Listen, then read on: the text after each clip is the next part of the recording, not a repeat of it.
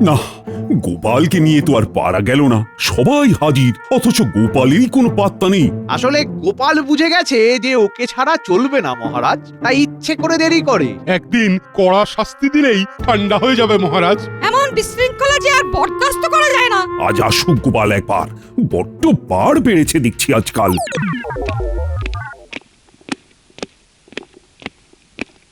প্রণাম মহারাজ। শুভ সম্ভাষণ পরে হবে, আগে বলো দেখি তোমার প্রতিদিন দেরি করে আসার কারণটা কি? কারণ আর কি বলি মহারাজ, এখন চাষবাসের সময়, যা একটু জমি জায়গায় আছে সেটা দেখতে হয়, তাই দেরি হয়ে গেল। বলো কি গোপাল, তোমাকে নাকি এখন চাষবাস করে খেতে হয়? কি আর করি, যা বেতন পাই তাতে তো আর ভালো করে চলে না। এই যে বলো ভিটেটুকু ছাড়া আর কিছুই নেই তোমার, তাই এই চাষের জমি কার কাছ থেকে বাগালে শুনি? সবই কপাল মন্ত্রীমশাই। গিন্নি ভাগ্যে পাওয়া শ্বশুর বাড়ির জমি বিক্রি করে কয়েক বিঘে যা করেছি কৃষ্ণনগরে, তাতেই চাষবাস করছি। বেশ বেশ, এ না হয় ভালো করেছো, কিন্তু এখন আর এই সব প্রসঙ্গ তুলে কি লাভ?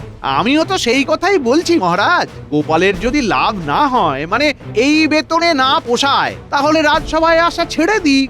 হ্যাঁ হ্যাঁ, মন দিয়ে তবে না হয় ওই চাষবাসই করুক। আর তাছাড়া গোপালের তো বয়সও হচ্ছে, তাই আজ না হোক কাল ওর বদলে কারোর না কারোর কথা তো ভাবতেই হবে মহারাজ। না না মন্ত্রী, যেমনই হোক আর তেমনই হোক, গোপালকে ছাড়া যাবে না। মহারাজ যতই ধরে থাকুন, আমি কিন্তু বেশ বুঝতে পারছি মন্ত্রীমশাইয়ের ভেতরে ভেতরে নিশ্চয়ই কোনো উদ্দেশ্য আছে। তবে সেটা যে ঠিক কি সেটাই দেখতে হবে। তলায় তলায় মন্ত্রীমশাই অন্য কারোর সাথে যোগাযোগ করছে না তো আবার? না না না না না, দেখা দেখির আর কিছুই নেই। তোমাকে দিয়ে যে আর চলবে না সেটা আমি ভালো মতোই বুঝতে পেরেছি। আমি কি করলাম জাহাপানা? তুমি কিছু করলে তো বেঁচে যেতাম, কিছুই তো করতে পারো না। আমি তো আপনার মুশকিল আসান জাহাপানা। সে ছিল কোনো এক কালে, এখন তুমি নিজেই সাক্ষাৎ মুশকিল। কোনো একটা বুদ্ধি দিয়ে যে আমায় সাহায্য করবে তার বেলায় নেই। কিন্তু আমি ছাড়া আপনার গতিও নেই। কিছু বললে তুমি উজির? না না না, আমি তো নিজের মনেই বিড়বিড় করছিলাম। আর কিছু বলতেও হবে না, যাকে দিয়ে কাজ হবে আমি তার সঙ্গে যোগাযোগ করছি। তোমার উপরে ভরসা করে ফর্সা হতে আমি আর রাজি নই।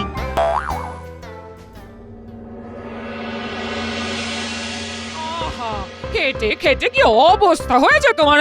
এই বসো, একটু বসো, বাতাস করে দি, বাতাস করে দি। যাক, তোমার চোখেও পড়েছে তাহলে। আমার শরীরে কি দয়া মায়া নেই নাকি? তোমার যে এখন খুব পরিশ্রম হচ্ছে সে কি আমি বুঝতে পারছি না? না, এবার যেন মনে হচ্ছে আজ সূর্য পূর্ব দিকে ডুবছে। একটু উঁকি মেরে দেখো তো গিন্নি। আবার আবার রসিকতা করছো তো? সাধে কি মাথা গরম হয় আমার? গরম আর হওয়ার কি আছে গিন্নি, সে তো গরমই থাকে। তবে আজকাল যেন মনে হচ্ছে খানিক নরম হয়েছে। এ আমাকে তুমি যাই বলো, আমি তো আর অমানুষ নয়। চাষবাস সামলে আবার রাজসভার কাজ, সেখান থেকে ফিরে এসে মাঠে গিয়ে জমিতে জল ধরানো, একা হাতে সব সামলাচ্ছ? হ্যাঁ? তুমি কিচ্ছু ভেবো না দিদা, আমরা দাদুকে চাষের কাজে সাহায্য করব। ছোট হলে কি হবে, আমরা কিন্তু দারুণ কাজে দরকার পড়লে আমিও হাত লাগাবো দাদু। ব্যাস ব্যাস ব্যাস, এই তো তোমার বাচ্চা বাহিনী এসে গেছে। এবার আর কিসের চিন্তা তোমার? না না, এদের জন্য অন্য কাজ ভাবা আছে আমার। শোন, মন্ত্রীমশাইয়ের উপর নজর রাখতে হবে তোদের। সে আর এমন কি কাজ, মন্ত্রীমশাইকে আমরা একেবারে চোখে চোখে রাখবো। কার কার সঙ্গে মন্ত্রীমশাই দেখা করছেন, কি কথা বলছেন, সব তোমাকে এসে বলবো দাদু। ব্যাস ব্যাস, তাহলেই হবে।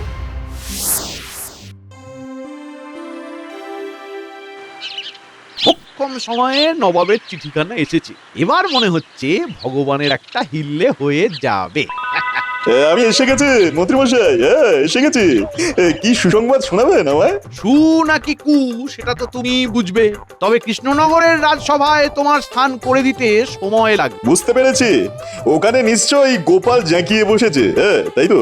গোপালের বিরুদ্ধে মহারাজের কান ভাঙানি চালিয়েও কাজের কাজ কিছু হয়নি। তবে তবে কি মন্ত্রীমশাই? তবে একটা দরজা বন্ধ হয়ে গেলেও আর একটা খুলে যেতে পারে। যেতে পারে কি বলছেন? যেতেই হবে। হ্যাঁ, তবে তবে তোমাকে যে মুর্শিদাবাদে যেতে হবে। নবাব আজই চিঠি পাঠিয়েছেন, নবাব গোপালের মতো একজন কাউকে খুঁজছেন। তাই সেখানে গিয়ে নবাবকে খুশি করতে পারলে মোটা বেতনের চাকরি জুটে যাবে। তবে আর কি, ভগবান এই সুযোগটাই কাজে লাগাবে। হ্যাঁ।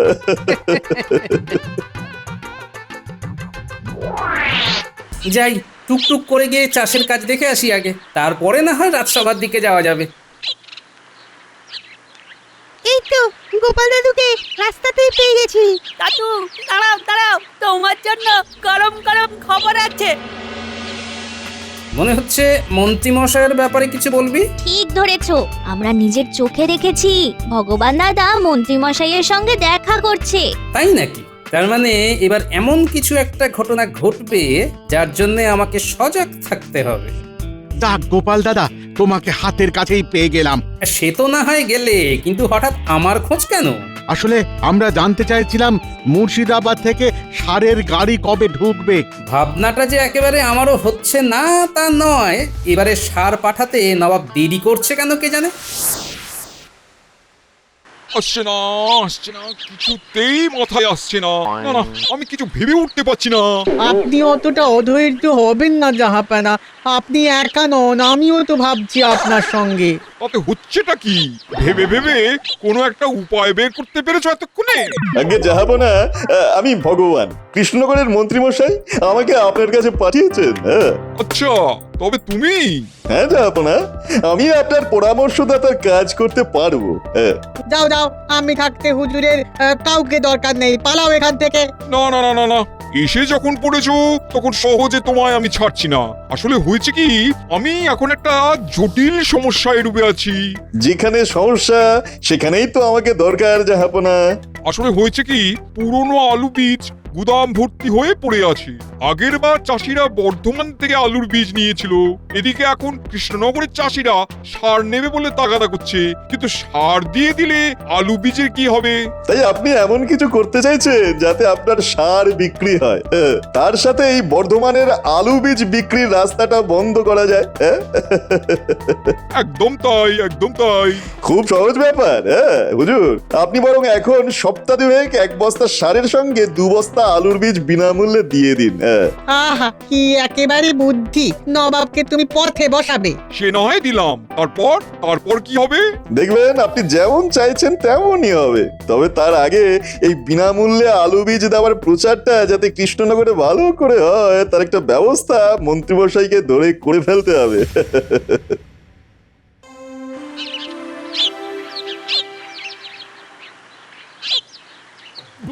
ব্যাপার কি মন্ত্রী? হ্যাঁ, আজ যেন ভয়ানক উত্তেজিত দেখাচ্ছে তোমাকে।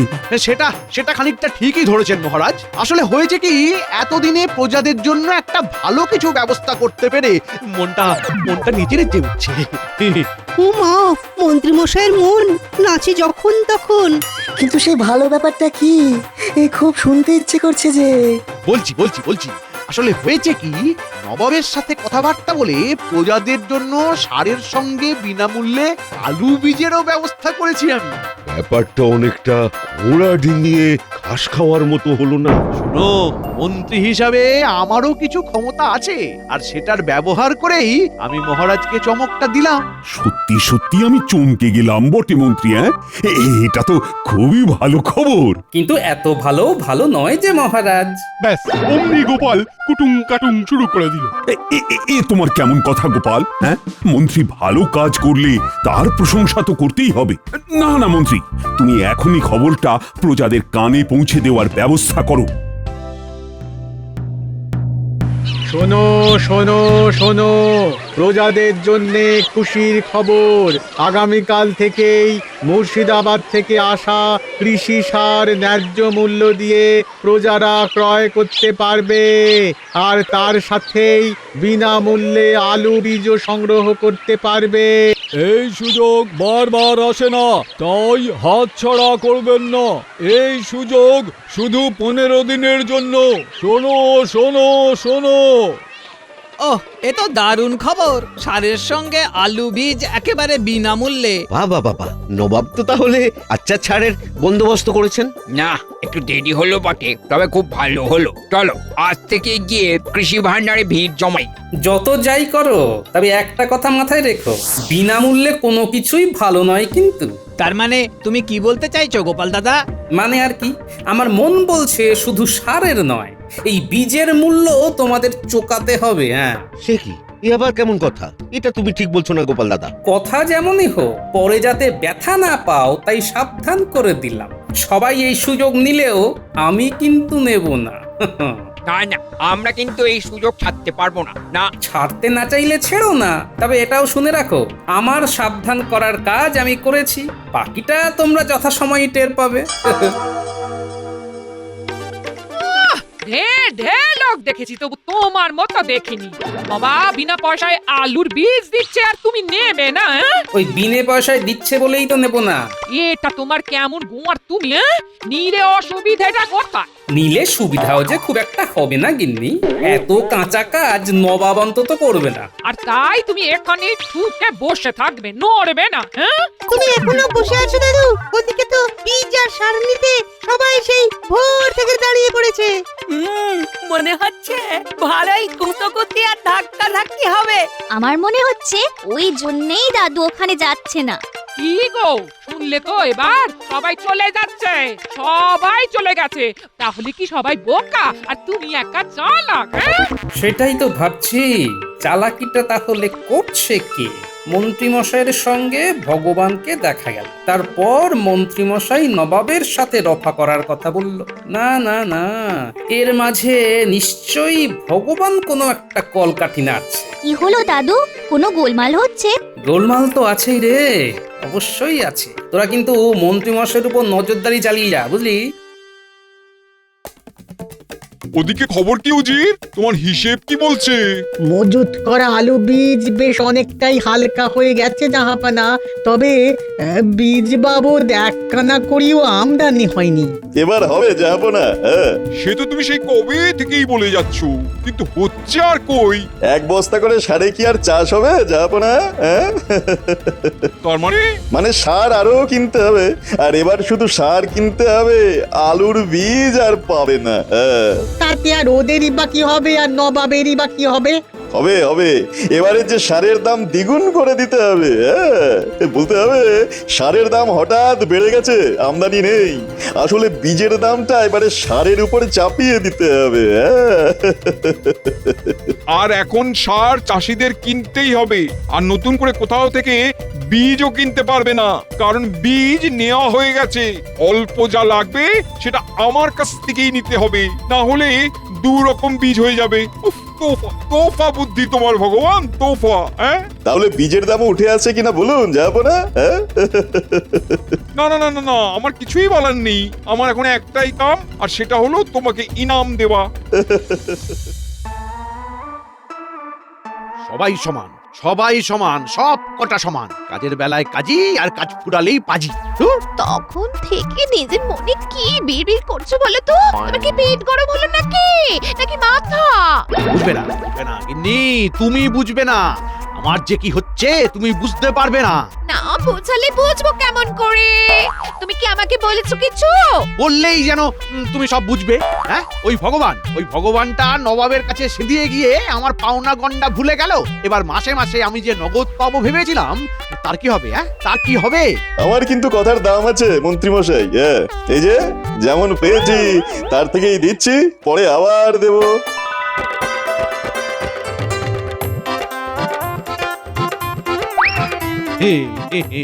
না না না না, আমি তো জানতাম যে আর যে যাই করুক ভগবান আমাকে ঠকাবে না। ও মা, এক্ষুনি তো তুমি অন্য কথা বলছিলে। ভালো বাঁচা তো। মজা তো এবার কৃষ্ণনগরের চাষিরা পাবে। দ্বিগুণ মূল্য দিয়ে সার কিনতে হবে যখন, তখন বিনামূল্যে আলুর বীজ পাওয়ার কি মজা সেটা হাড়ে হাড়ে টের পাবে। এতক্ষণে বোধহয় নবাবের লোকেরা কৃষি ভান্ডারে এসে সুখবরটা দিয়ে দিয়েছে। কেউ ঠেকে শেখে, কেউ ঠকে। চাষিরা না হয় ঠকেই শিখুক, তাতে আর আমাদের কি?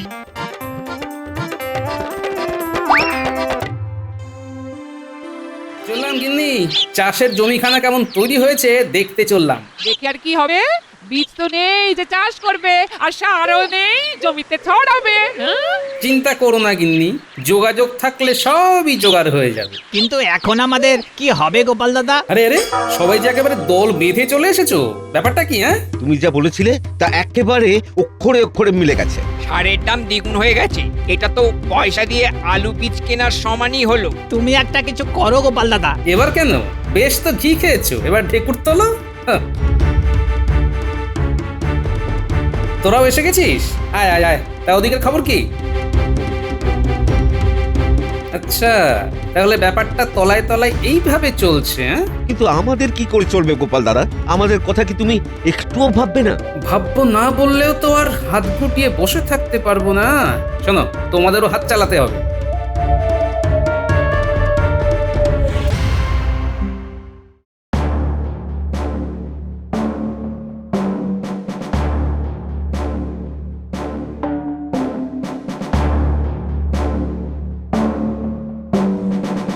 প্রণাম মহারাজ। তবে আজ যেন আপনাকে কেমন চিন্তিত দেখাচ্ছে। চিন্তা হবে না?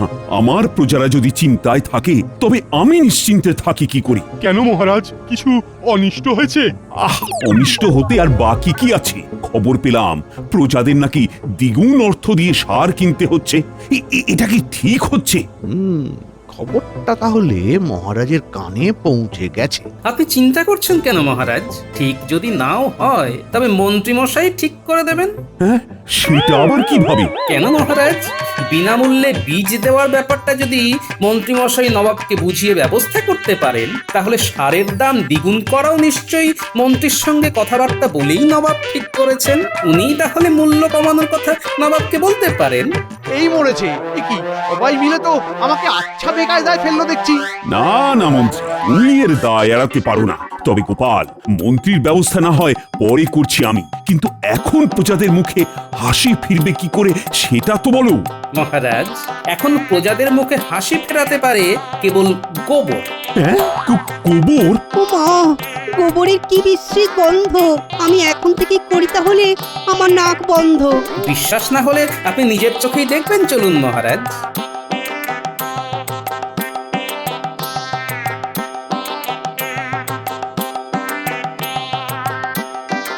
গর্তটা বেশ অনেকটাই কাটা হয়েছে, নে এবার গোবর এনে ফেলে যা। ওহো, গোপাল দাদা আচ্ছা একখানা বুদ্ধি দিয়েছে বটে। তবে মিলেমিশে কাজ করলে আমাদের মুখে হাসি ফুটবেই ফুটবে। আসুন মহারাজ, একটু দেখে শুনে গোবর বাঁচিয়ে আসুন। সে না হয় পরে আসছি, কিন্তু এসব হচ্ছেটা কি? প্রজারা নিজেদের সারের ব্যবস্থা নিজেরাই করে নিচ্ছে, গোবর জমিয়ে গোবর সার। চমৎকার চমৎকার! এই প্রজারা তো দেখছি তাহলে স্বাবলম্বী হয়ে গেছে। কিন্তু বলছিলাম কি মহারাজ, এইভাবে গোবরে মাখামাখি করে কাজটা কি ভালো হচ্ছে? এর থেকে তো হ্যাঁ হ্যাঁ হ্যাঁ, আপনি বরং মন্ত্রীমশাই ওই নবাবকে জানিয়ে দিন যে আমাদের আর নবাবের সারের দরকার নেই। অবশ্য আপনি না বললেও সেই খবর এতক্ষণে নির্ঘাত নবাবের কাছে পৌঁছে গেছে। এই গোবর সারে হয়তো ফসল ফলতে একটু বেশি সময় লাগবে, কিন্তু মাটির উর্বরতা বহুগুণ বেড়ে যাবে।